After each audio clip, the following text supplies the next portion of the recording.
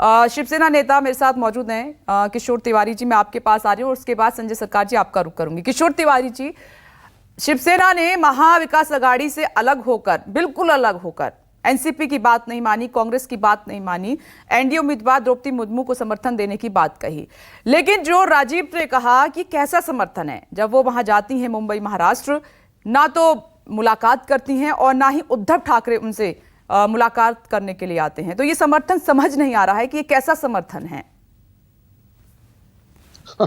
बृजमोहन श्रीवास्तव जी ने बहुत कुछ तो बोला है कि हमारे यहाँ विधायक चोर पार्टी, सांसद चोर पार्टी भी बन सकती थी। हमारे यहाँ तो शिवसेना में बहुत बड़ा बगावत हो गई और हमारे यहाँ ऐसा हुआ कि सांसदों की इच्छा थी, लेकिन मैं भी एक आदिवासी विभाग में काम करता हूं, तो मेरी भी इच्छा थी कि पहली बार एक आदिवासी महिला को दिया है चांस। तो ये इसको इस वक्त इतिहास जब लिखा जाएगा तो शिवसेना उनके साथ नहीं थी, ऐसा नहीं है। शिवसेना एनडीए में रहते हुए भी हमने प्रतिभाताई पाटिल का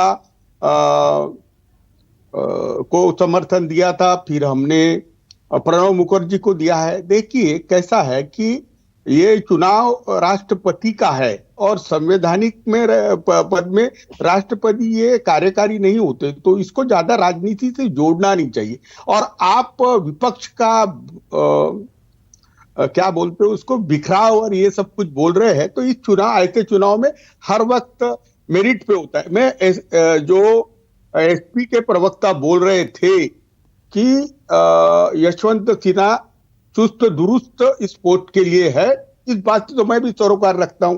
लेकिन द्रौपदी जी मुर्मू के बारे में वो जो बोल रहे थे ना, तो द्रौपदी मुर्मू जी भी राज्यपाल रही, वो विवादित नहीं रही, मंत्री रही, विधायक रही, और उनकी योग्यता पर प्रश्न उठाना मुझे योग्य नहीं लगा।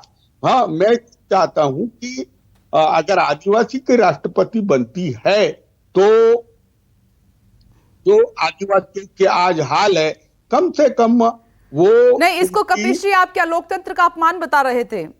मैं एक बार फिर से इसको क्लियर कर लेती हूँ। लोकतंत्र का अपमान कौन बता रहा था? कपिश जी, अगर द्रौपदी मुर्मू एनडीए की तरफ से राष्ट्रपति पद की उम्मीदवार हैं और आदिवासी समाज से आती हैं, तो आपने क्या वो लाइन यूज की थी कि लोकतंत्र का अपमान है ये क्या? नहीं, उन्होंने बोला मैंने ये कहा कि एक राष्ट्राध्यक्ष की पर्सनालिटी कल्ट होती है। दूसरी बात ये कि उनकी अपनी योग्यताएं होती हैं। अगर उस योग्यता के आधार पर नहीं, बल्कि एक इस वजह से कि वो एक जाति की, एक लिंग के वजह से अगर हम करते हैं, तो ये डिस्पैरिटी है हमारे संविधान की समता और समानता की। मैं तो स्पेशल आपको एक बात कह रहा हूं कि अगर दोनों लोगों की योग्यता को तय करना हो तो शिवसेना के भी जो हमारे प्रवक्ता बैठे हैं उन्होंने भी अपनी बात कही है। लेकिन मैं स्पष्ट कहता हूं कि अगर कोई भी व्यक्ति आत्मा की आवाज सुनेगा तो वो ज्यादा बेहतर उम्मीदवार यशवंत सिन्हा जी को कहेगा।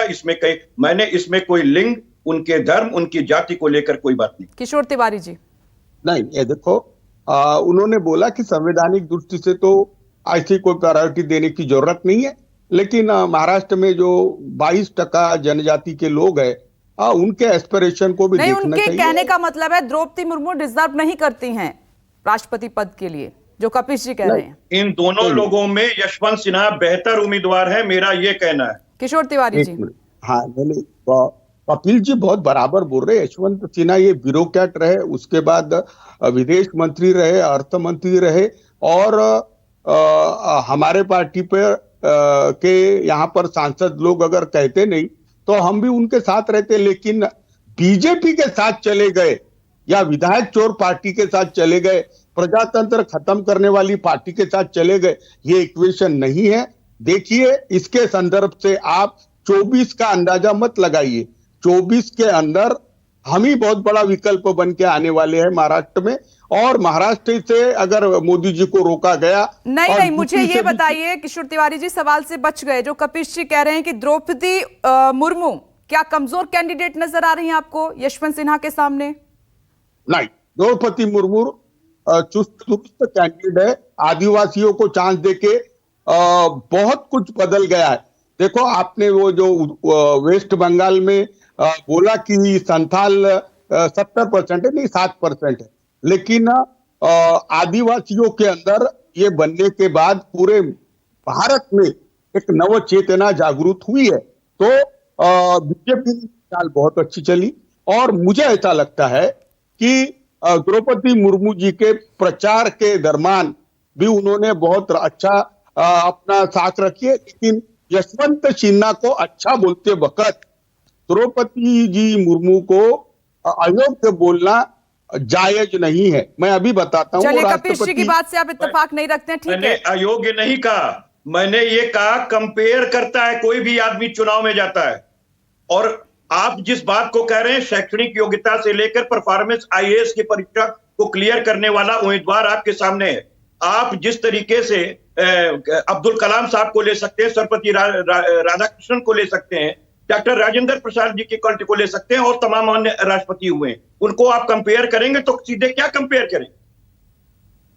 तो मैं तो सीधी बात कह रहा हूं कि दो उम्मीदवार आपके सामने हैं, योग्यता के आधार पर, अनुभव के आधार पर, कल्ट के आधार पर Yashwant Sinha is better than. एक बात मैं ऐड कर देता हूं कपिल जी, केवल इसलिए कि वो आदिवासी हैं, ऐड कर लेता हूं, केवल इसलिए कि एक राष्ट्रपति बन जाएगा तो सारे आदिवासियों का कल्याण हो जाएगा, ये ऐसा नहीं हो सकता। नहीं नहीं, देखिए ठीक है, आप बोलिए पहले। किशोर तिवारी से जल्दी, किशोर तिवारी जी जल्दी से अपनी बात रखिए, फिर मैं अपनी एक लाइन ऐड करती हूँ। किशोर तिवारी जी जल्दी से। जाति बिरादरी के आधार पर, ठीक है, सुन लिया कपिश जी, सुन लिया। हमारा संविधान रोकता है और कम से कम इतने बड़े एक चुनाव। अरे जब वो राष्ट्रपति बनेंगी तो किसी आदिवासी समुदाय की नहीं बनेंगी, हिंदुस्तान की, देश की राष्ट्रपति बनेंगी द्रौपदी मुर्मू। आप एक समुदाय विशिष्ट से जोड़कर क्यों देख रहे हैं यहाँ पर कपिश जी? किशोर जी जल्दी से अपनी बात जल्दी से रखिए। मैं बात कर देता हूँ, मैं बात कर देता हूँ।